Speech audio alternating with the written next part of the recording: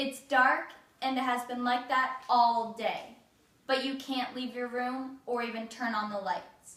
No electronics are allowed and no reading. You have to sleep and rest your brain, but you have been doing that all day. You're wide awake even though you feel groggy and your brain is in a fog. You can't remember how this happened, but you know why you feel like this. You have hit your head and are trying to recover. Hello, judges and guests. I'm going to talk to you about concussions. Concussions are not always properly cared for and are most dangerous when this happens. Remember, you have 2 arms and 2 legs, but only one brain. Your brain is who you are. Take care of it. In 2013, 17-year-old Rowan Stringer died from a concussion while playing rugby in Ottawa. Over a 2-week period, Rowan had hit her head twice, but did not tell her parents. During another game, Rowan was tackled hard to the ground. She lost consciousness and never woke up. Rowan died 3 days later. This horrible accident demonstrates that concussions are not always taken seriously. Friends of Rowan's family started a campaign to change this.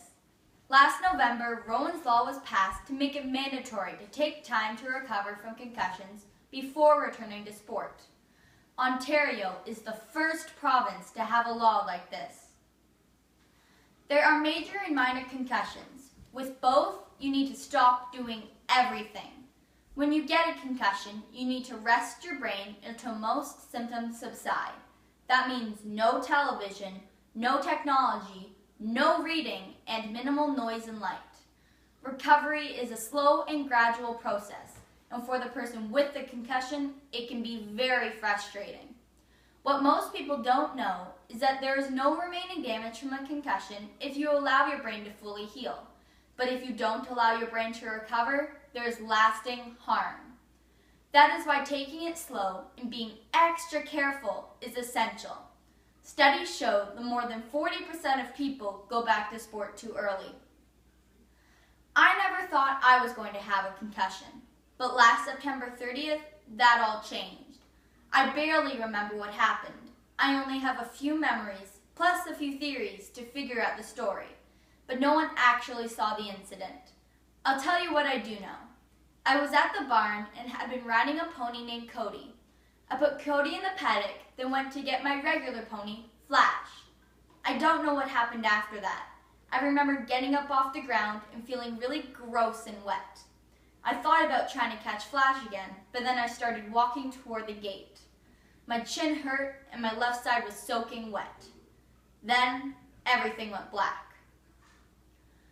One of the moms in my barn took care of me. She contacted my parents, but as soon as I left the barn, I panicked. I kept repeating the same thing over and over. What happened? Was I at the barn? All I remember is Flash and Cody. I was crying and my brain had shut down. The first thing I remember from the hospital was a doctor sewing up my chin. Then everything is black again. Around 7:30 that night, I became more alert. I was allowed to go home a few hours later and started my long and difficult recovery. I never had typical symptoms like nausea or double vision, but we know I had a major concussion because of my memory loss. My head felt weird and I was really slow at processing information. We think I had been unconscious, but no one knows for sure. I have some ideas and can visualize some of the events that went on, but it's in third person and I'm watching myself do these things.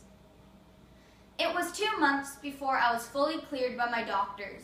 Those 2 months of rest and slowly resuming my activities were really long and boring, but were the most important part of my recovery.